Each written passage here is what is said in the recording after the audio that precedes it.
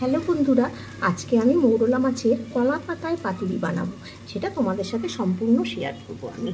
তার জন্য লাগছে একদম টাটকা মৌরলা মাছ, দেশি মৌরলা একদম। আর তার সাথে লাগছে সাদা সর্ষে, কালো সর্ষে, কাঁচা লঙ্কা, পোস্ত আর দই।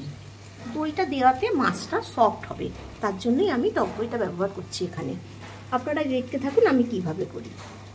আর লাগছে কলা পাতা, যেটা আছে এখানে সেটা আমি পরে সাইজ মতো কেটে নিয়ে নেব।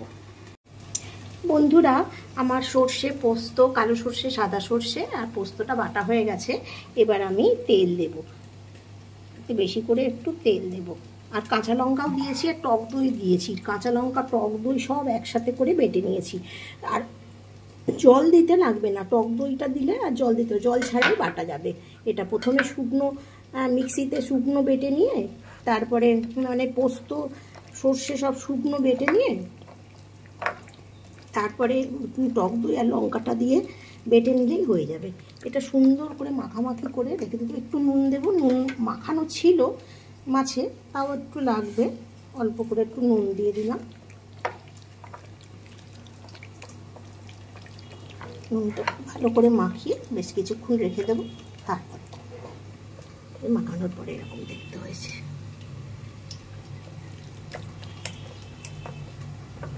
এটা আমি এখন ঢেকে রেখে দেব। বন্ধুরা, কলা পাতাগুলো আমি এইরকমভাবে কেটে নিয়েছি, ভালো করে ধুয়ে পরিষ্কার করে নিয়েছি। এটাকে এবার আমি সেঁকে নেব গ্যাসে, যাতে না ফেটে যায়। এইভাবে প্রত্যেকটা পাতা একটা একটা করে সেঁকে নেব। এইভাবে সেঁকে নেব, প্রত্যেকটা পাতা সুন্দর করে সেঁকে নেব। নিয়ে তারপরে আমি পাতুরিটা এর মধ্যে দিয়ে সুতো দিয়ে বেঁধে নেব। বন্ধুরা, এই মৌরলা মাছে মাখানোটা আমি এবার কলা পাতায় ভরবো, ভরে পাতুরির আকার দেবো। এই বেশ মোটামুটি দেবো, খুব বেশি না, তাহলে। আর এর ওপর একটা লঙ্কা দিয়ে দিলাম। এইভাবে মুড়ে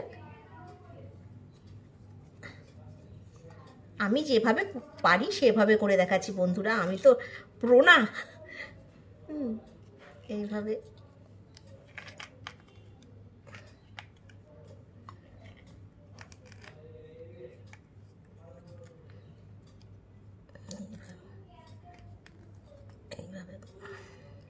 এইভাবে মোটামুটি এ করলে খুলে না গেলেই হলো। এইভাবে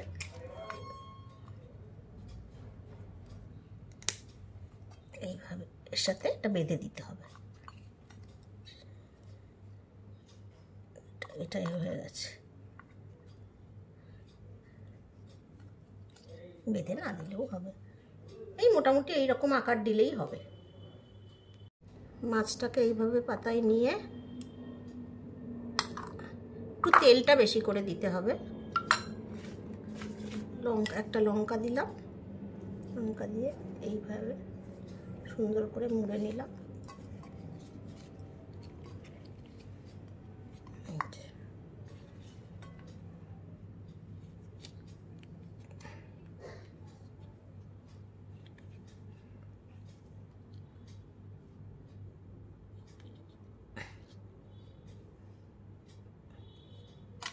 আর এদিক দিয়ে একটা এইভাবে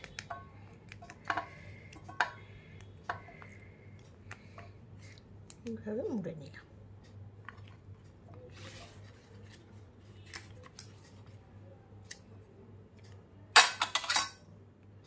তার সাথে এটা না বাঁধলেও হয়ে যাবে, এইদিকে যেহেতু বাঁধা আছে এইভাবে আমি করে নেবো এক সব কটা।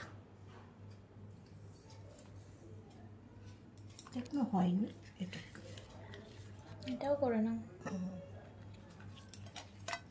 পাতুরিটা আমি রেডি করে নিয়ে এলাম কলা পাতায় সুন্দর করে। এবার আমি ফ্রাইং প্যানে তেল দেব। তেল দিলাম ফ্রাইং প্যানে, মোটামুটি যতটা লাগবে ততটা তো দিতে হবে। দিলাম, তেলটা গরম হলে তারপরে আমি ওগুলো দেব, পাতুরিগুলো দেব। তেলটা গরম হয়ে গেছে, এবার আমি আস্তে আস্তে পাতুরিগুলো দিয়ে দেব, সাজিয়ে সাজিয়ে দিয়ে দেবো।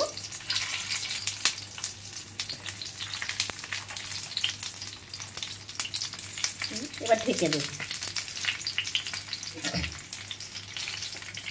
এটা কিছুক্ষণ পর আমি আবার খুলে দেখব। এটা আমি খুলবো এবার।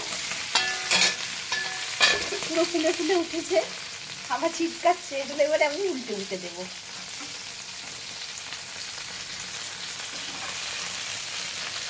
উল্টাতেই তো সময় লাগবে খানিকক্ষণ, ঘুমে আসে হচ্ছে তো, উল্টে উল্টে দেবো, দিয়ে আবার ঢাকা দিয়ে দেবো।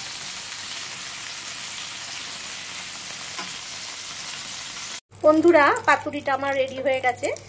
প্রায় 20 মিনিট মতো আমি এটাকে ফ্রাই করেছি ফ্রাইং প্যানে, সম্পূর্ণ রেডি হয়ে গেছে। আমি একটা খুলেও দেখাবো আপনাদের, এরকম দেখতে হয়েছে এটা।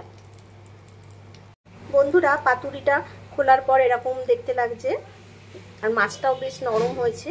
টক দই দোয়াতে মাছটা খুব সফট হয়ে গেছে, আর দেখতে তো ইয়াম্মি হয়েছেই সব কটায়। আপনাদের ভালো লাগলে আপনারা অবশ্যই করে খাবেন এবং আমার পাশে থাকবেন, একটা কমেন্ট করবেন।